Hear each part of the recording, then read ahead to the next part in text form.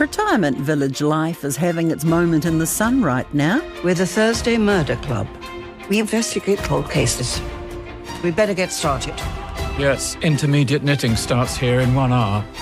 But not everyone's lucky enough to have Helen Mirren and Pierce Brosnan as neighbours running around investigating murders. And in Christchurch, one village can't even have a Thursday boozing club. Happy hours are now permanently alcohol-free at the Condell Retirement Village after a Christmas Day barbecue that may or may not have breached the village rules. It's not clear what really happened. Maybe some residents had some drinks, maybe they didn't. But residents said subsequent communications from village management accusing them of boastfulness and bullying exposed them to ill treatment and distrust. It was elder abuse and they wanted an apology.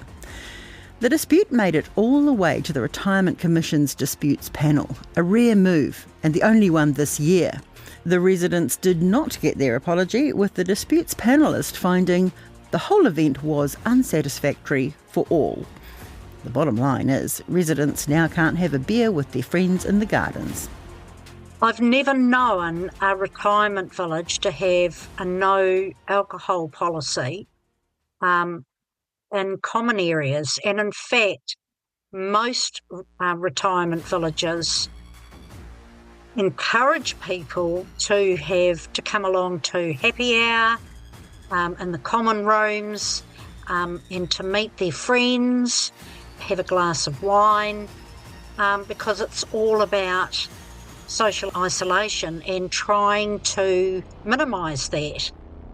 Look, in the grand scheme of things, this case is not a big deal, but it has highlighted issues of imbalance between retirement village owners and their residents. There are about 63,000 people living in such villages in New Zealand.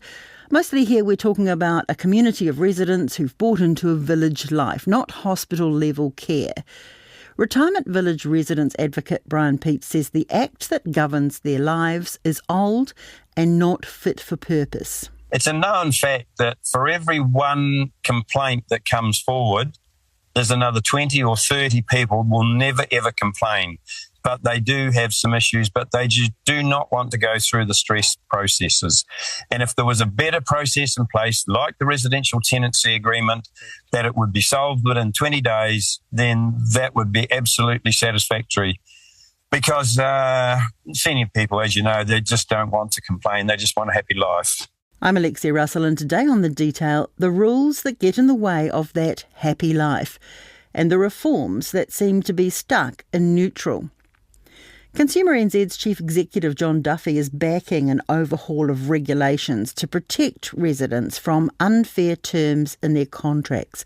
So I asked him this. When it comes to retirement villages, residents versus owners, is there too much power in the hands of the owners of retirement villages? Yes, is the simple answer. And I think that I'd add further that there are plenty of residents who go into a retirement village with their eyes open. They fully understand what they're signing up to. And for those residents, there shouldn't be any surprises. Everything is, as they've understood it. But there are plenty of examples of residents who assume things will be similar to, what it was like when they owned their house freehold or what it was like when they were a tenant. And there are some fundamental differences in the relationship with the village operator than there are when you own your own home or when you are a tenant in rental accommodation. And this is the rub, isn't it? Because you would have thought, as happened in December 2023 with these residents, that you would be able to gather at a barbecue common area and have a few beers on Christmas Day without getting told off as if you're a toddler.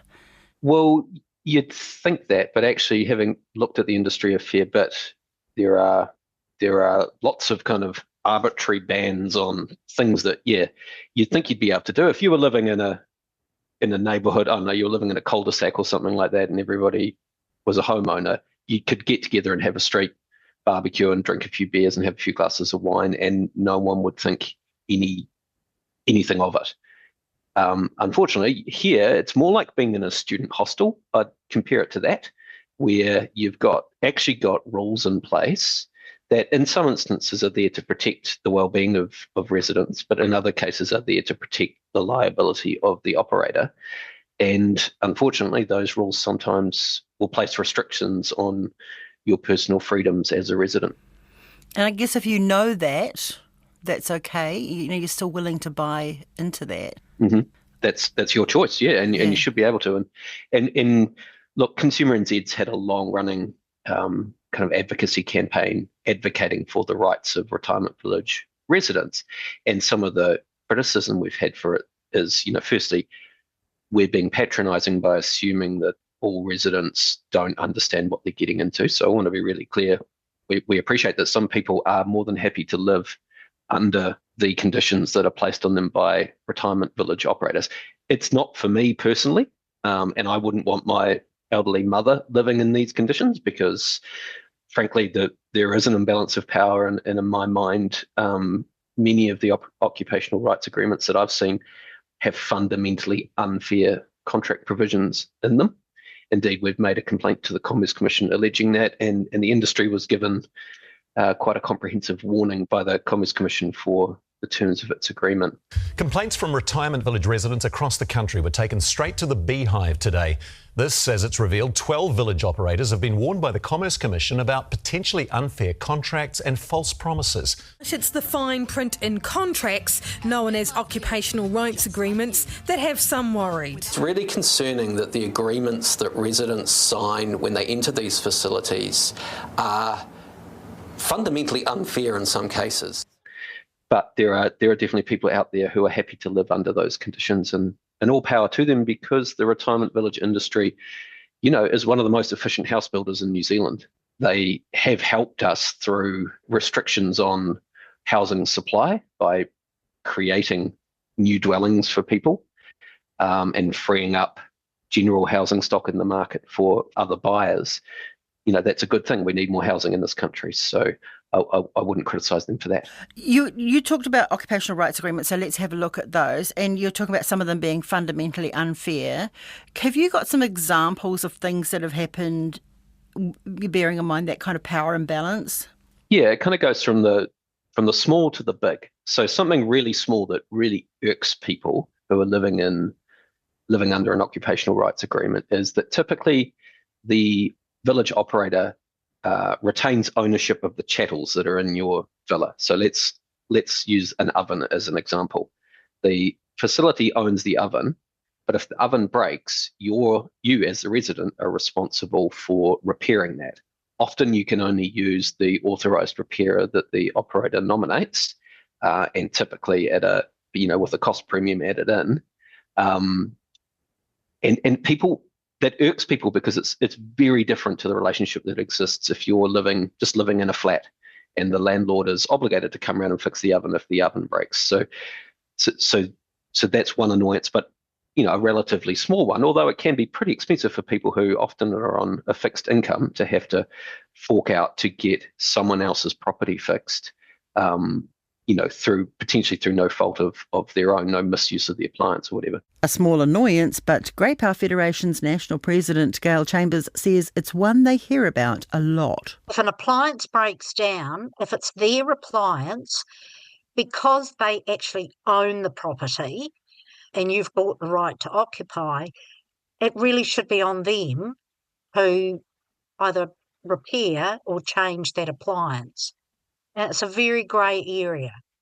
Then at the other end, probably the most egregious example of unfair terms is capital payback periods. So let's use that example where one partner needs to move into hospital level care. Maybe they've had to go to another facility, or one partner dies and the other partner can't remain in the villa.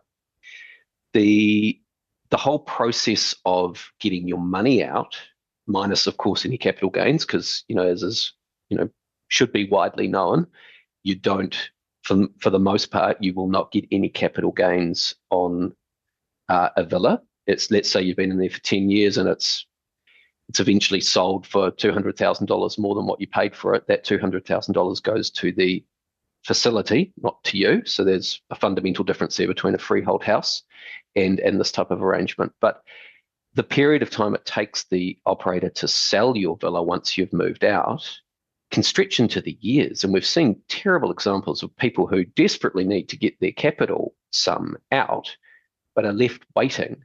Consumer NZ says an 80-year-old widow was left in financial limbo when she gave her retirement village notice she was moving out of her villa. More than a year later, the villa still hasn't sold and she's continuing to be charged her weekly fees and has not received her payback. They're not earning interest on that capital sum, although the reverse is true. If you owe money to the facility and you haven't paid it, late payment penalties and interest can apply to those payments in some instances. And I would caveat here, I am generalising across agreements. It's not all retirement villages that have all aspects of what I'm talking about here. In other jurisdictions, in Australia, for example, there are set timeframes by which a village operator needs to repay a capital sum to a departing resident. It's quite common that people are not getting their money back within a specified time frame. And there's nothing in the Act that actually says that the money will be paid out 28 days, 50 days, 60 days, 9 months, 12 months at all. And so that is our issue, that is just completely unfair that the monies do not get back to the estate or the person. So all this time, while they're waiting for it to be sold, are they still paying their rent? In some cases, yeah, they're still paying their weekly fees.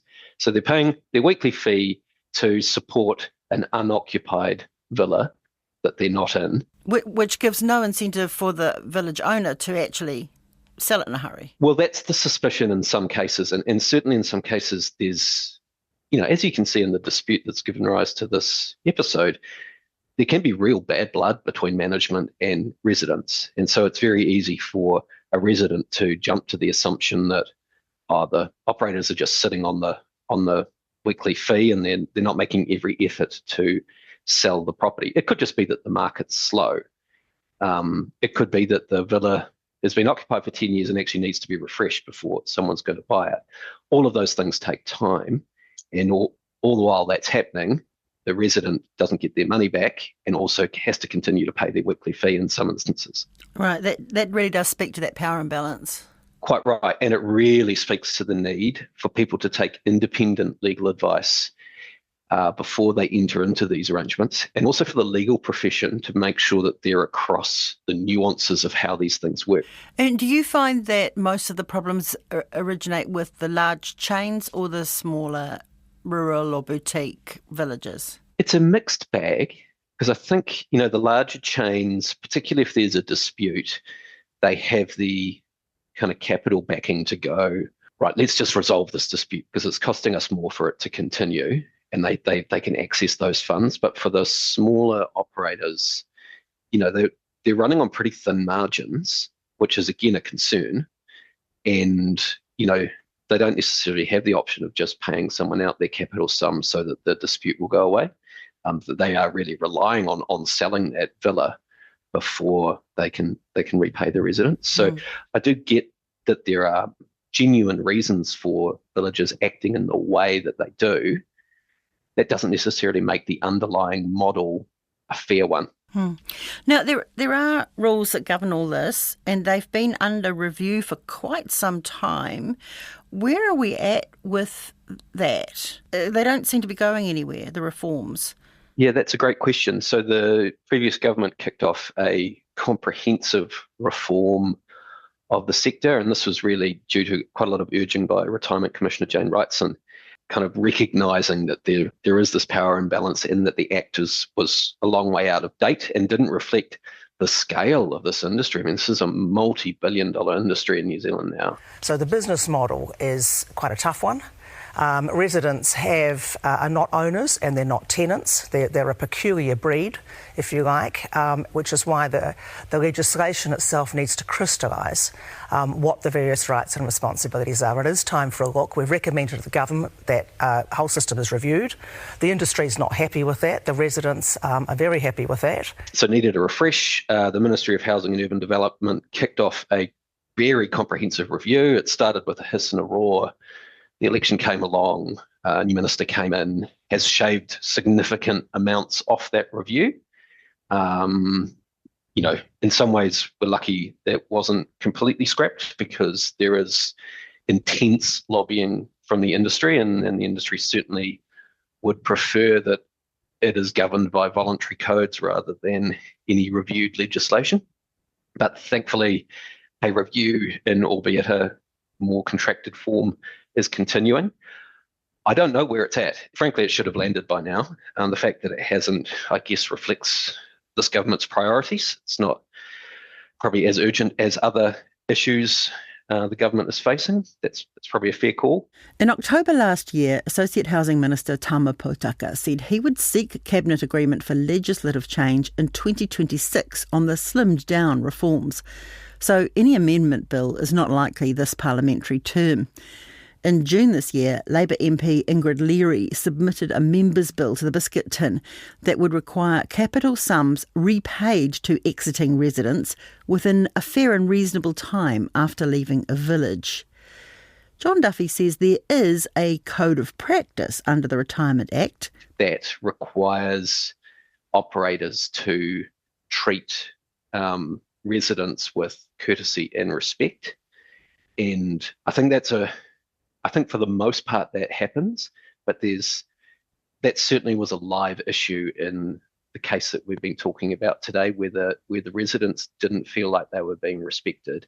And I think if you have a look at what seems to be the alleged cause of the breach, treating residents like children and saying that they can't, responsibly drink alcohol at a barbecue, and I'll caveat this again by saying we're not clear on all of the facts here, but if you treat residents in a disrespectful or kind of patronising way, then you can understand why they take umbrage at that. So there's probably lessons for everybody in this dispute, that just a little bit of, taking the temperature down could probably save a lot of anguish. I'm not worried about the cantankerous old farts. If any harm comes to my friends, I will personally be laying a dozen blood-red roses on your coffin. I think the dispute that gave rise to this episode is a great example of how this system's not really working particularly well for residents and even the operator, to be honest. I mean, having read through the decision, it references the costs that the operator was put to. And let's keep this in context. A group of residents allegedly got together and had a few beers in the common area at Christmas time over a barbecue. Which they deny. Which they deny. So yeah, be very clear. Those are allegations.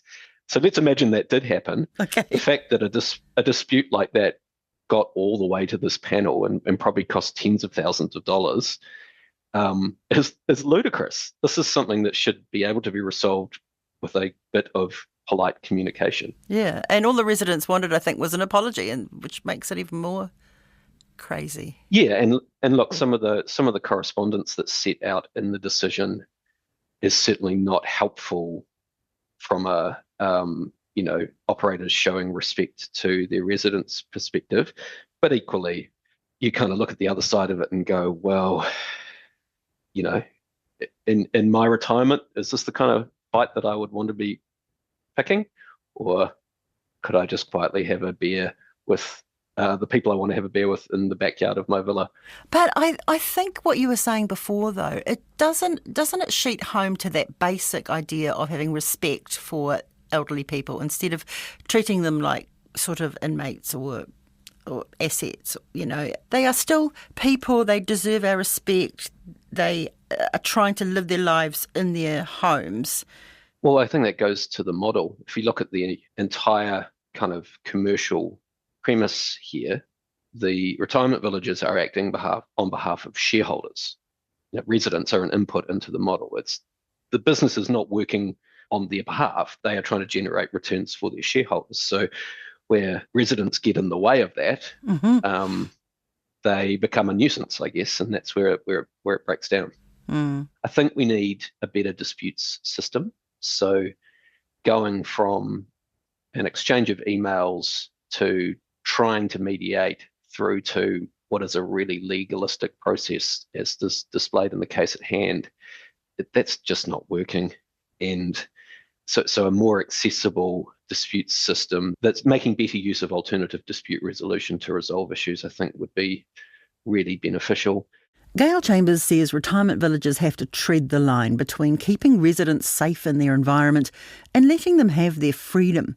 And it's important they're happy and don't feel they're in some sort of facility. You think at that age that you're going to go into a village and you're going to have a lovely life, because that's why you go there. How hard is it, when you're making this decision to go into a village, how hard is it to work out exactly what kind of atmosphere is there and what the rules are like and if you're going to enjoy it or whether you're going to feel like you are being held hostage in your home? I know when you go into a retirement village, there's quite a stringent pathway and that you have to have passed it by a lawyer. You can't just go and sign up on the dotted line. There are steps along the way. So people should be fairly knowledgeable about what that retirement village is, what the rules and regulations are, and the expectations. Most people will go in thinking, I can do all that. All I want to do is live in a secure area with people around me. Some people find that when they've been in a retirement village for a while, they don't like it and they will move away from it. Others just absolutely love the whole concept of it. It's hard to move away though, isn't it? Because as the law currently stands, they lose the capital from their place. In the meantime, other places have gone up in price. It's an expensive business if you make the wrong decision. Oh, definitely. And that's why it's so important that people make sure that when they go in armed with all the knowledge they can get. Reform in this area has been on the books for such a long time and it's been pushed back again. Is there currently an imbalance between residents and retirement village owners? I think there is an imbalance. I've had a bit to do with the Retirement Village Residents Association, and they've been working with government to try and get some sort of fair deal for residents when they leave for whatever reason, whether they have to go into a rest home, whether they pass away and the children are trying to sell the property. It's very one-sided. As for the party people of the Condell Retirement Village? So for them to complain that, they're obviously very angry and disappointed, and I think they're very brave to take on the system. You are mixed up in dangerous things. Ooh, how exciting. And look, we need to keep it in perspective. At Consumer NZ, we don't get lots of communication from people going, just wanted to get in touch to tell you how much I love living in my retirement village and everything's great, right? We hear from people who are having conflict, and that we have to keep perspective that, this industry would have fallen over by now if they weren't offering a service that people wanted and were satisfied with. So, we're not throwing shade at the entire industry, but there are aspects of it that could quite easily be made fairer for all parties without tipping the commercial model on its head. What would be your message to the government about restoring that fair relationship? Get on with it. It's been ages. Let's just get cracking. It's time to move. That's it for today. The Detail is a newsroom production supported by RNZ and New Zealand On Air. This episode was engineered by Alex Harmer and produced by Gwen McClure. Thanks to John Duffy and Gail Chambers. I'm Alexia Russell. Mā te wā.